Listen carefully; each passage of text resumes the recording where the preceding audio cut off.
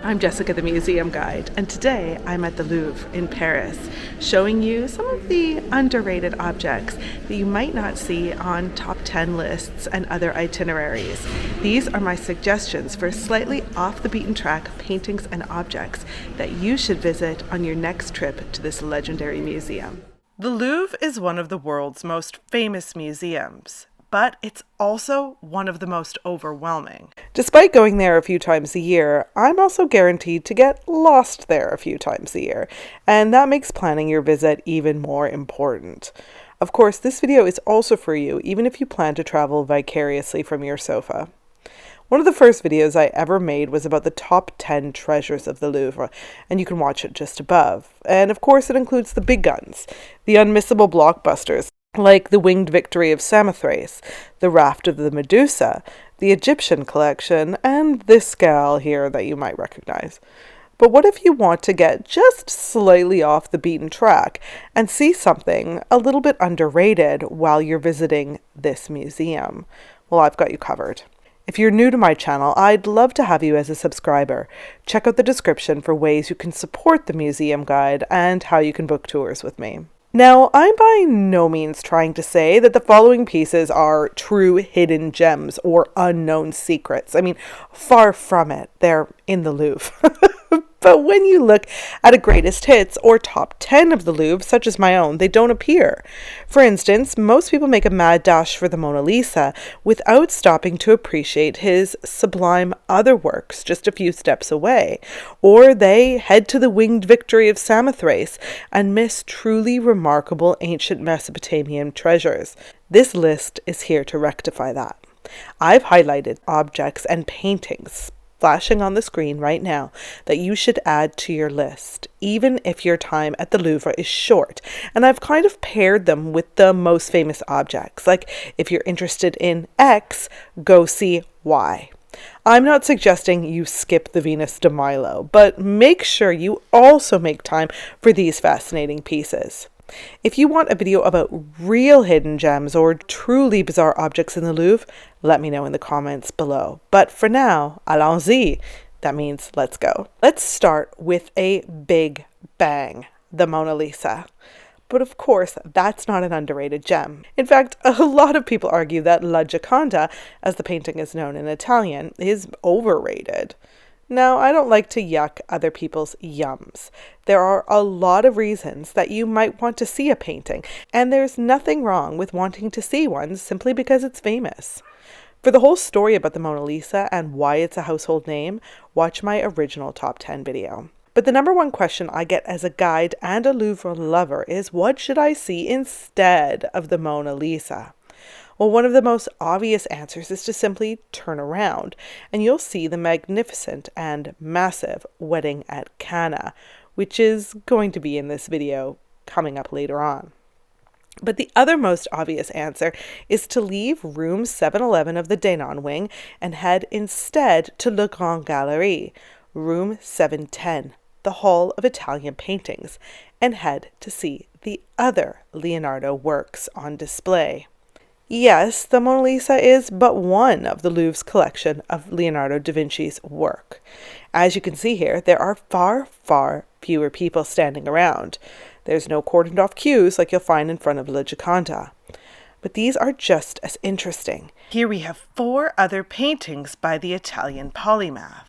I'm not going to focus on this painting, the Virgin of the Rocks, because its fraternal twin hangs in the National Gallery in London, and I've made a video about it, which is linked just above. Instead, let's take a closer look at this lovely painting that celebrates motherhood in a tender and playful way. This is the Virgin and Child with Saint Anne, an unfinished painting, as so many by the Renaissance master are. He wasn't always great at finishing his commissions. Artists are often a bit unreliable like that. The painting depicts the Virgin Mary with her mother, Saint Anne, and the baby Jesus. Jesus is holding a sacrificial lamb, symbolizing what he will ultimately go through during the Passion. This painting was likely commissioned by King Louis XII of France following the birth of his daughter in 1499, and was to be the high altarpiece for the Church of the Santissima Annunziata in Florence. Just as the infant Jesus is often shown sitting in his mother's lap, so too here is Mary. Upon close examination, she is seated on St. Anne's lap. This is rather unusual. It's not a traditional pose, and it's not paralleled in other works by other artists.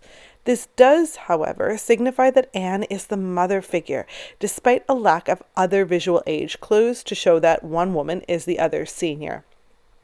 It's also interesting to note the timing of this painting, which was after Leonardo painted the first iteration of the Virgin of the Rocks for a confraternity formed for the devotion of the Immaculate Conception. Now, of course, that's the idea that Mary herself was born of an Immaculate Conception to St. Anne, and therefore completely free of original sin. And this was a few years before he painted the second iteration of that painting, so the topic was fresh on his mind. During Leonardo's time, it was very much a hot topic, and so this painting allows him to talk about the controversy in a very subtle way. Let's also mention this stunning painting of St. John the Baptist, my personal favorite work of Leonardo's, and believed to be his last work, completed around 1516. I filmed this prior to November 2022, when it was taken off display here at the Louvre and taken to the Louvre Abu Dhabi for 2 years, so it won't be back on display in Paris until the end of 2024. The model for St. John was Salai, a nickname given by Leonardo to his pupil Gian Giacomo Caprati da Areno, and Salai means little devil. He was Leonardo's longtime student, coming into his household at the age of 10 and living with him for 25 years. Many scholars believe that the two were romantically involved, owing to some very racy drawings in Leonardo's notebooks, and for some even to speculate that the Mona Lisa is actually a female depiction of Salai. Salai painted his own version, by the way, called the Mona Vana, which is also in the Louvre's collection, though not on display. I should note that this entire hall is filled with Italian Renaissance paintings, so if you'd rather forego Leonardo in favor of Raphael, Titian, Luini, Caravaggio, or one of the other greats, you're spoiled for choice. Let's stay on the topic of Mary for a few minutes and compare her with another image of the divine feminine, the Venus de Milo. While this armless statue, an ancient Greek masterpiece of the female form, draws humongous crowds, there are other fascinating female icons throughout the museum, and I think you should visit one or two medieval French statues of the two Marys of the Bible instead. Now let's start with this masterpiece, the Virgin of Jean d'Evreux, created between 1324 and 1349. It's rather small, but its diminutive size does nothing to diminish its big impact. And it belonged to a very important woman, Joan of Devereux, or Jeanne d'Evreux, the Queen of France and Navarre, as the third wife of King Charles IV of France. For something this small, it packs a lot of meaning. Sculptures at this time were a true luxury and were usually owned by wealthy individuals for their devotional practices. This Virgin and Child would have been used by Jean d'Evreux both for prayer and as an object of beauty. This is an incredibly luxurious thing to own, made from silver covered in gold with enamel and pearls, and was intended to be a reliquary as well as a portable devotional object. It was created perhaps by master sculptor Jean Pucelle, who also created Jean's famous illuminated Book of Hours, at an interesting time in art history, just as the previous Romanesque styles of art were transforming into a newer Gothic style that embraced realism and nature, and tried to depict natural human emotions instead of abstract images and symbolism. So this piece really humanizes Mary, showing her tenderly holding Christ propped up on her hip and focusing on the relationship between the mother and baby instead of treating the Messiah like a small man, which a lot of paintings tend to do. I mean, look at this painting by Lorenzo di Credi. It's classic. The baby looks like a balding middle-aged man. It's supposed to make him look wise, but I think it makes him look a bit like George Costanza.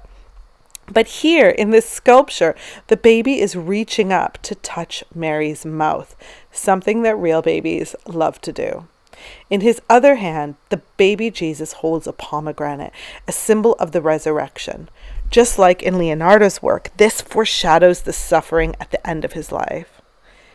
That's not to say that pre-Gothic paintings completely abandon the love between the Virgin and Child. But throughout the Gothic period, as the cult of the Virgin grows, poses like this one are meant to be an image that people can relate to, rather than a more authoritative throne of wisdom design that presents rules from on high and depicts Mary facing the viewer with the child on her lap and interacting with him less. Here, the sway of her body and the graceful drapery of the fabric is incredibly lifelike, humanizing Mary and her plight. She also holds a scepter decorated with the fleur-de-lis, usually used to represent the French monarchy, but also associated with the Holy Trinity, the Father, the Son, and the Holy Spirit, and sometimes even with the Virgin Mary herself, because the symbol can also represent pureness and chastity. The scepter both reinforces her holiness and honors the king and his queen, Jeanne d'Evreux. This isn't the only Mary I want to recommend, however. The other most iconic Mary from the Bible is, of course, Mary Magdalene, and she's also represented here at the Louvre in medieval form.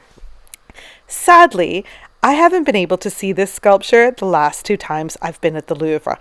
The gallery has been closed, but I didn't want to deprive you of her stunning glory, so we'll have to make do with a photo or two. This is the Penitent Magdalene, a painted wooden sculpture made in the early 16th century by Gregor Erhard in Ulm, southern Germany. He was trained in the late Gothic style, but was inspired by the ideals of the Renaissance. The statue, which is 5'8", taller than me, and alarmingly human, was created for this church of St. Mary Magdalene of the Dominican convent of Augsburg, sometime around 1515 to 1520, and was originally suspended from the vault of the church, supported by flying angels. I mean, what a sight that would have been! During the Renaissance, it was common to depict Mary Magdalene as a Greek goddess. I think that was done to both draw attention to her nudity and therefore her rather salacious reputation, but to do so in a chaste way. We can really see the similarities here between Mary Magdalene and how somebody like Botticelli portrayed Venus. Of course, for all my Dan Brown fans out there, there is the persistent conspiracy theory that the real Mary Magdalene is buried beneath the pyramid at the Louvre, but I think that's a topic for a different video. If the Department of Medieval Sculpture is open when you visit, which it never seems to be when I'm here, go see Mary Magdalene and send me a selfie when you do. No itinerary of the Louvre is complete without seeing Liberty Leading the People by Eugène Delacroix, but I want to make sure that you see a painting by his frenemy Ingres, who once insulted Delacroix's technique at a party with so much vigor that he spilled a cup of coffee all down the front of his own shirt. Poor Ingres is probably rolling in his grave, which is at Père Lachaise, as is Delacroix's, as I mention them in the same breath. Let me know in the comments below if you would like to see a tour of that majestic cemetery. Delacroix was a proponent of Romanticism, while Ingres was firmly on the side of Neoclassicism for most of his career. This is La Grande Odalisque by Jean-Auguste Dominique Ingres. Ingres was a titan of academic art, that is, art approved by the Parisian Académie des Beaux-Arts, but he always did things slightly differently than the norm.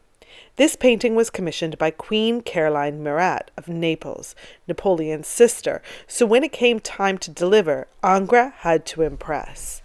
The painting depicts an odalisque, which is a term for a chambermaid who lived alongside the wives and concubines of an Ottoman sultan. For this work, Ingres was inspired by the Dresden Venus by Giorgione and Titian's Venus of Urbino, but he added his own flair and style, which we'll delve into shortly. Ingres never went to the Middle East or North Africa, so this is really based on a Western fantasy of the exotic Near East, and a good example of what Edward Said will later call Orientalism. The Western conception of a harem was very different than what it actually was in reality. It was the domestic space of a family home, reserved for the wives and mothers living in a polygamist household. It wasn't the steamy lair of sex slaves, as it is often depicted, but Ingres has bought into this spicier ideal. Now, nudes at this time in France were very popular, but they should ideally be made, quote, safe with some temporal distance. That is, they should depict classical figures from Greek and Roman antiquity and never contemporary people. However, while Ingres' odalisque may not be set in the distant past, she is distanced by geography. She's all the way over in the Ottoman Empire. Here she is, surrounded by the sensuous silks and jewels of a very rich and exotic household, as well as her peacock-feathered fan. Now let's talk about her body. Languid, long lines, and a flexibility to turn back and meet our gaze. Very unusual for the women in portraits of this time. After all, Manet will cause a huge stir just a few decades later, when his naked Olympia dares to look us straight in the eye. Ingres' odalisque does still have a softness to her gaze and a sense of reservation and distance. She isn't quite as confrontational as Manet's pint-sized sex worker, but we can see how Ingres influenced him. The odalisque's gaze contrasts and highlights the unavailability of her nude body, which is turned away from us. As with all of Ingres' work, he has depicted his model in a highly idealized state. Owing to his tutelage under David within the neoclassical tradition, there isn't a single brushstroke to be seen. But as much as Ingres was offended by Delacroix's modern, messier take on painting and drawing, he wasn't as straight-laced as he might seem on paper. The odalisque is smooth and perfected, and so it may seem at first glance to be of the style preferred by the Académie des Beaux-Arts. But the painting was highly criticized at the Salon of 1819 for its bizarre sense of proportion. After the 1819 Salon, one critic wrote that this work had, quote, neither bones nor muscle, neither blood nor life, nor relief, indeed nothing that constitutes imitation. After the 1819 Salon, one critic wrote that this work had, quote, neither bones nor muscle, neither blood nor life, nor relief, indeed nothing that constitutes imitation. Sure, academic art should be beautiful and stylized, yes, but it should also be realistic and true to the human form. The Grande Odalisque is not. Her body is distorted, and she's been described as having 3 vertebrae too many. Where does her left leg attach to the thigh? Why is her calf so long? But we don't notice these things right away. We just see this seductive and graceful female form. Ingres understood human anatomy, but his goal of beauty was more important than reality. Just look at the way that the curve of her nose leads down to the smooth curve of her arm, and then back up to the curve of the curtains. This is a divine swooping arc that distracts us from her impossible dimensions. Though he's often remembered as a famous academic painter, he was a professor at the Academy after all, he didn't really win their praise until much later in his life. But of course, it is Ingres' predilection for messing around with perspective and anatomy that would become his greatest legacy, and it's precisely why he would go on to inspire modernist painters like Picasso and Matisse. I find him much more interesting than his teacher David, who we'll talk about briefly at the end of this tour. Does the painting look familiar, although maybe with a different face? That might be because the Guerrilla Girls, the 1980s and 90s art activists who protest the lack of female artists in major world art museums, used Le Grand Odalisque for their Do Women Have to Be Naked to Get into the Met campaign.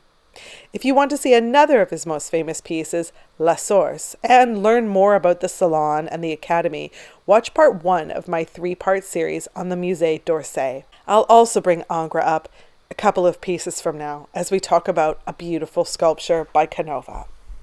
Of course, when you visit the Louvre, you need to see the Winged Victory of Samothrace.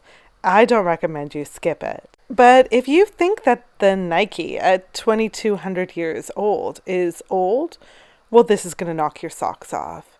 Meet the Ein Ghazal statue. At 9,000 years old, this is the oldest piece in the Louvre, and it doesn't actually belong to the museum. It's on loan from Jordan for 30 years. This is just one of a horde of large-scale lime plaster and reed statues that were discovered by developers in 1974.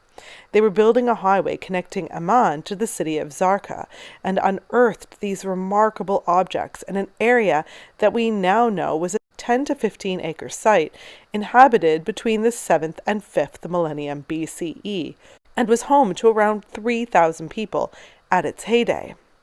Now, you and I are thrilled about this, but I can guarantee that the project managers of that highway were not. A total of 15 busts, some of which are two-headed, and 15 statues were unearthed in the mid-1980s, and they really excited the archaeological community. That's because they are amongst the earliest large-scale human forms, and we don't actually know why they were created. However, subject matter experts believe that they were buried shortly after their creation, and we know that they're in pristine condition, which means they were likely created for the purpose of burial. Interestingly, these figures are almost androgynous in appearance. Some have rounded bellies and breasts that might suggest the female form, but none of the statues have genitals. Instead, the only really detailed parts of the sculptures are the faces. Today, the statues are plaster shells with hollow interiors, but historically they were made by shaping moist limestone plaster over top of a core made from the reeds that grow along the Zarqa River. Over the millennia, the reed has decayed, leaving only the plaster behind. The piercing eyes also remain. The irises are lined with bitumen, resulting in this very intense stare, and archaeologists believe that the statues also likely wore some sort of wig. I don't know if you can tell from this video, but he's actually quite tall, though not fully human-sized. He's about a meter, that's 3 feet, and he's disproportionately flat, although designed to stand upright. Looking at this character is literally looking back in time into the eyes of our human ancestors, building a complex world of symbolism and art. This is a must-see at the Louvre, but I rarely see it included on itineraries. Now, since we're talking about ancient human figures from the Middle East, let's head over to Syria to see this incredible little guy. Oh my God, he was probably such an important figure, and here I am really making him sound all cute. An inscription on his shoulder identifies him as Ibi-Il, superintendent of Mari. This translates to Ibi is God, and it might refer to a mountain in the region where this man was from.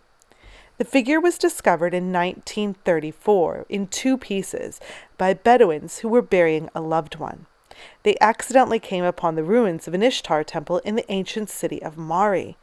When informed of this discovery by local officials, the Louvre's curators quickly sent a crack team of archaeologists to carry out a massive excavation. He's made from alabaster, shells, schist, and lapis lazuli. From his piercing eyes to his amused little smile and his beard and clasped hands, he's a true wonder. Now, he's not as old as the Ain Ghazal. He only dates to around 2400 BCE. A baby in comparison. But that still makes him around 5,000 years old, and that's just unbelievable. Go pay him a visit. The 16th century high Renaissance sculptures of Michelangelo in the aptly named Michelangelo Gallery tend to get all the attention, and yes, they deserve your time. The Dying Slave and the Rebellious Slave are breathtaking, but for our tour today, let's skip ahead to the late 18th century instead and have a look at Antonio Canova's neoclassical masterpiece, Psyche Revived by Cupid's Kiss. Even without knowing any of the history or context of this object, we can see just how beautiful it is. It captivates many passers-by, and you could be forgiven for thinking this is an ancient Greek or Roman statue, other than its pristine condition, or you might assume it's a statue from the Renaissance, contemporary with Michelangelo. But it isn't. It's from that slightly later period in art history, the neoclassical era that we were talking about with Ingres. Canova was an artistic genius. Had he been a contemporary of Michelangelo when commissions were large and sculptors the rock stars of the day, pun intended, he would be a household name. That said, even though he was working at a less grand time in artistic history, his work is in the world's great museums, such as the Hermitage, the Victoria and Albert, the Met, and of course, here at the Louvre. This stunning sculpture was created in 1787 at the height of the neoclassical movement. Remember, that's a period of art inspired by classical antiquity. That explains why both the style and the subject matter here are rooted in the classical. Canova chose the exact moment when Cupid revives the Greek goddess of the soul, Psyche, from her sleep. Now, I'm not going to explain the whole story in depth because it is extremely complicated, but the myth centers around Psyche, a beautiful princess, and Cupid, who is Venus's son. After marrying in a mystical ceremony in which she doesn't learn his identity, Psyche is sent on 4 nearly impossible quests by a jealous Venus. During the 4th, Psyche opens a pyxis, which is a type of container that we can see here, that she believes to contain the beauty of Proserpina, queen of the underworld. However, instead, Proserpina has filled the container with a sleeping potion, and Psyche plunges into a deep narcotic sleep. Cupid flies to find her, shoots her with a harmless arrow, which we can see here in her back, and draws the sleep from her face, which is the scene that's happening in the statue. And Zeus soon grants Psyche immortality. Now, there's a lot more to that story, but that's all we have time for. Just look at the graceful lines of the entwined bodies and the delicate features. These are 2 beautiful figures wrapped in a sensual and yearning embrace. Every aspect of their body is twisting and spiraling in movement, raising up to the apex of their embrace. And there, Psyche's arms encircle the 2 faces. It's a stunning mise-en-scène, punctuated by the only 2 straight lines in the entire work, here drawn down by Cupid's wings. Canova borrowed this technique from the ancient Greeks. He also plays with shadow, as his sculpture very purposefully casts the lights in specific ways. And here I bring up Ingres again, because Canova, too, is an artist on the cusp of neoclassicism and romanticism, which stops looking solely at Western classics for inspiration and draws from personal experience. And while this statue may only be a few hundred years old, it begs for your time. Don't miss it. There are so many ancient cultures represented here at the Louvre. If you're excited to see the Egyptian collection, or maybe to gaze at the ancient Greek and Roman sculpture, you might be missing out on some other very important ancient civilizations, those of Mesopotamia and ancient Persia. The Assyrian palace of Sargon II and the Achaemenid palace of Darius might fall off your radar, but they shouldn't. Let's start here at the Lamassu of ancient Assyria. They tower above some of the ones found at other museums around the world, and I think the curation here is excellent, as it imagines a reconstructed courtyard in a gigantic city built in under 10 years for King Sargon II in the late 8th century BCE. This was Dur Sharakin, which is in modern Khorsabad, Iraq. In this room, with daylight pouring in from overhead skylights, you can really get a sense of the scale and gravitas of these massive protector statues. Ancient Mesopotamia was the cradle of civilization, with the origin of farming and cities occurring in a series of different civilizations that conquered each other during endless chaotic wars. Ancient Assyria was one of those civilizations, evolving from a city-state to a territorial state and then eventually into an empire, a fierce power to be reckoned with from the 21st to the 7th centuries BCE. It was led by successive warrior kings who commanded vast armies that terrorized their enemies and quite literally salted their land when they were through. They would return home with unimaginable riches, allowing them to build vast, majestic citadels and palaces. The gates were guarded by these impressive monoliths, and the interior walls lined with richly carved limestone reliefs that depicted the kings in battle and leading lion hunts. Only the king was allowed to kill lions, which were a slightly smaller species, now extinct, native to Mesopotamia. I want you to imagine these guardian figures and all of the reliefs that you can see decorated in bright colors.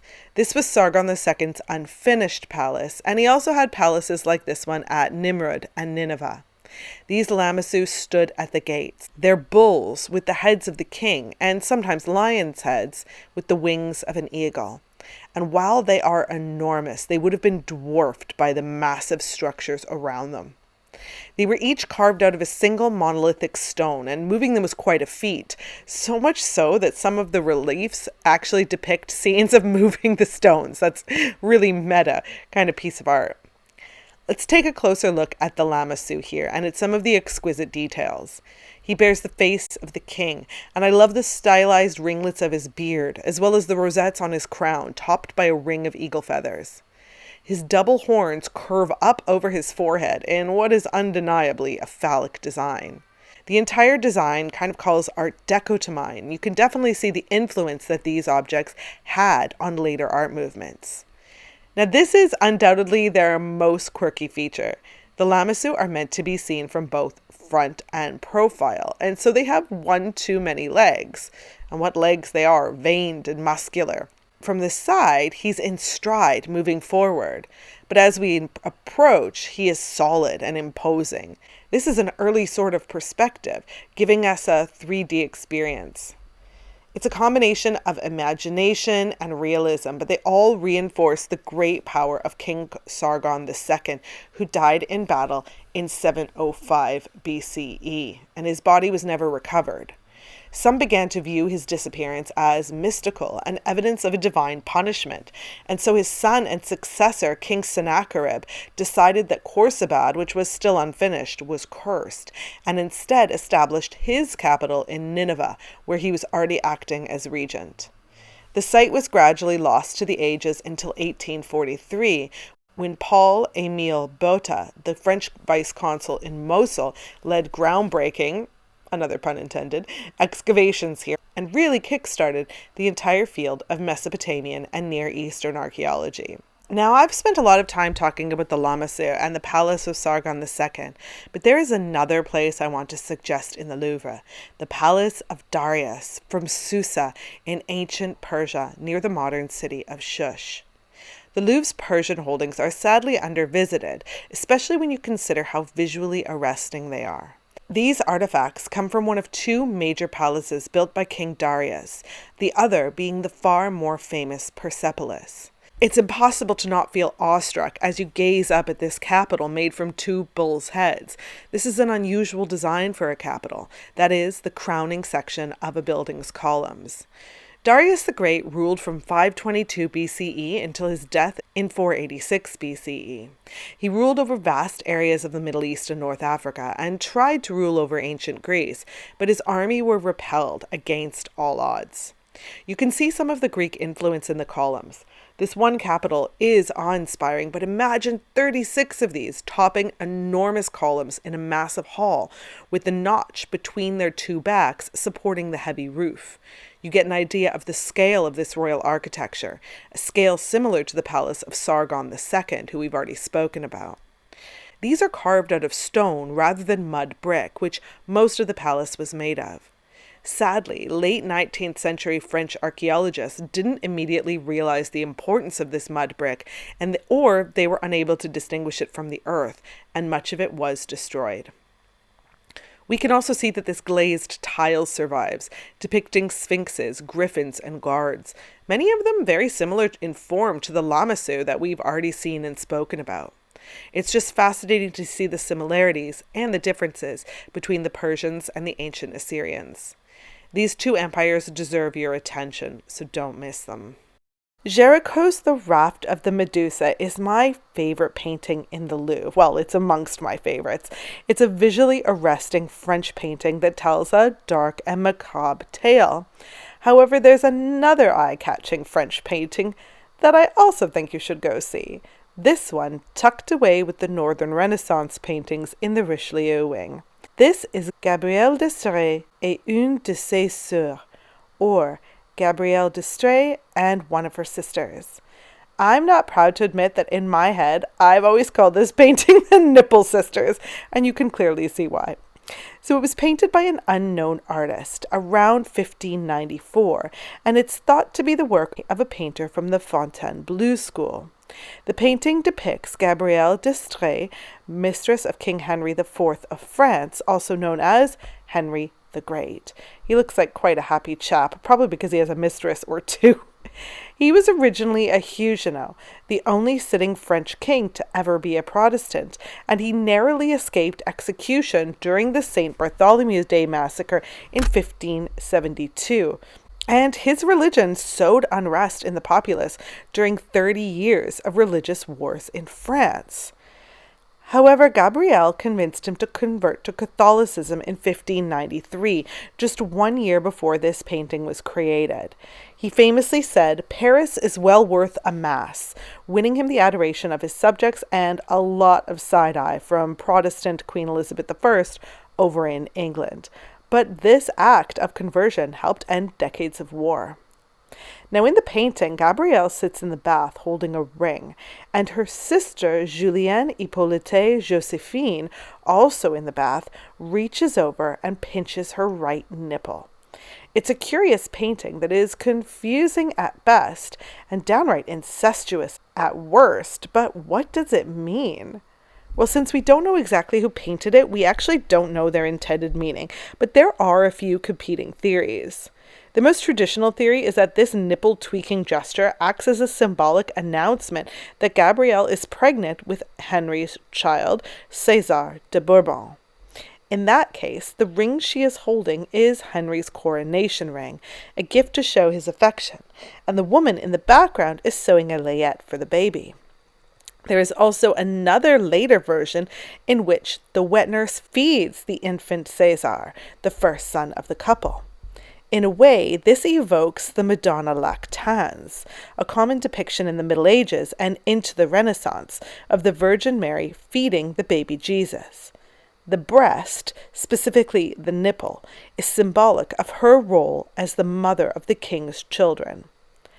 But that interpretation doesn't explain the clear eroticism of the painting, with the women's fearless gazes and soft curves. A more modern interpretation is that the painting is actually meant to represent female homosexuality. Even though the women depicted are sisters, it's been used in ad campaigns and art pieces to represent lesbianism. There are some additional clues in the painting that lend credence to this idea. I mean, the pink folds of the drapery evoke female genitalia, and the artist has employed some of the traditional artistic language of coupledom. One figure is light-haired while the other is brunette. Regardless of the painter's intent, though, this is one of the most recognizable pieces of art in the Louvre. It's been used in advertising, referenced in films, and has inspired many works of art in homage, from blow-up installation to robots. Gabrielle's story ends abruptly. Just before the king petitioned the Pope to annul his childless marriage to Margaret of Valois, and he announced his intention to marry Gabrielle and therefore legitimize their 3 children, she died suddenly, and her grand coronation and wedding were never to take place. But she clearly lives on here. By the way, if you want to see even more paintings from this museum, watch my upcoming video, the 20 must-see paintings of the Louvre. I'll link it above when it's released in a few weeks. Many people flock to see the Egyptian mummies' coffins, even though there's only one actual mummy in the museum, who I feature in my first Louvre video. But if you feel like looking at a more off-the-beaten-track entombment, head to the Richelieu wing to see the 15th century tomb of Philippe Pot, one of the greatest burial monuments of the Middle Ages. Now, it's no secret that I love the dark and the macabre. Just look at my playlists for proof. And ever since I saw a photo of this deeply unusual piece of sculpture, it's been rattling around in my brain. Just look at how I'm getting up close to these pallbearers.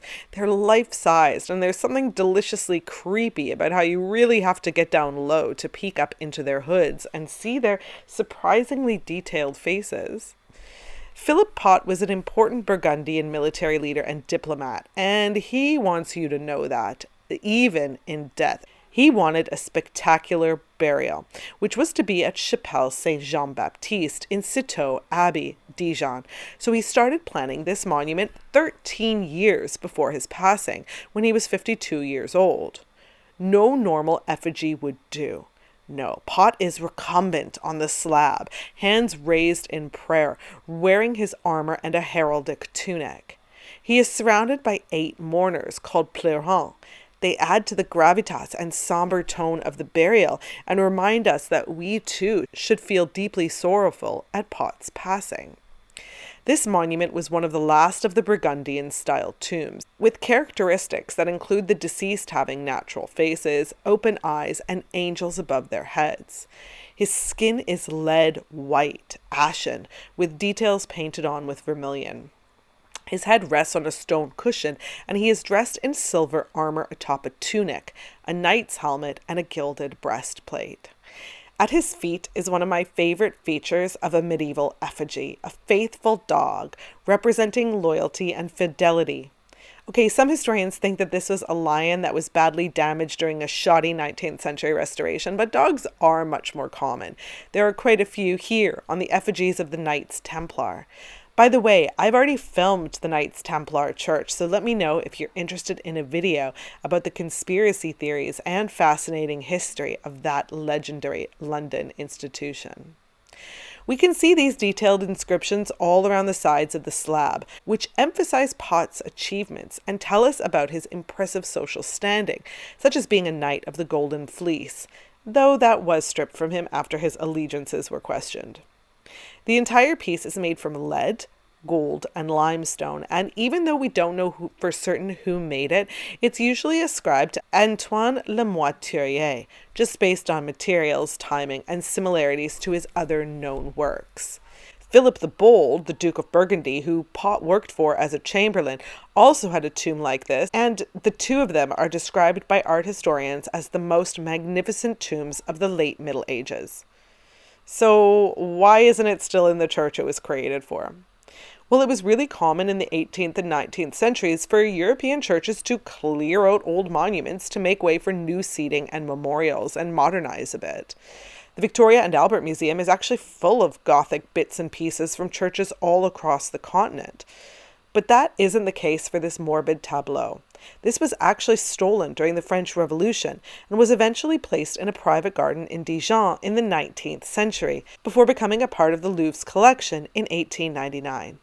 We're seeing it look its very best since it underwent a major restoration in between 2016 and 2018. Sometimes a museum's setting can be just as marvelous as its holdings, and that is certainly the case for the Louvre. And while you might be familiar with I.M. Pei's controversial glass pyramid, I recommend that you visit the foundations of the Louvre, located under the Sully Wing. But first, let's talk about the history of the building. It's a hodgepodge of different structures from vastly different eras, dating all the way back to around 1200, when King Philippe Auguste, in a bid to consolidate power, built a defensive fortress between the River Seine and the Paris city walls. A few centuries later, Charles V converted this fortress into a secure royal residence, and it was demolished completely during the reign of Francois I in the early 16th century. By 1547, his son, Henry II, then began designing the first wings of the modern palace, and continued demolishing the old fortress in stages, but we'll come back to that.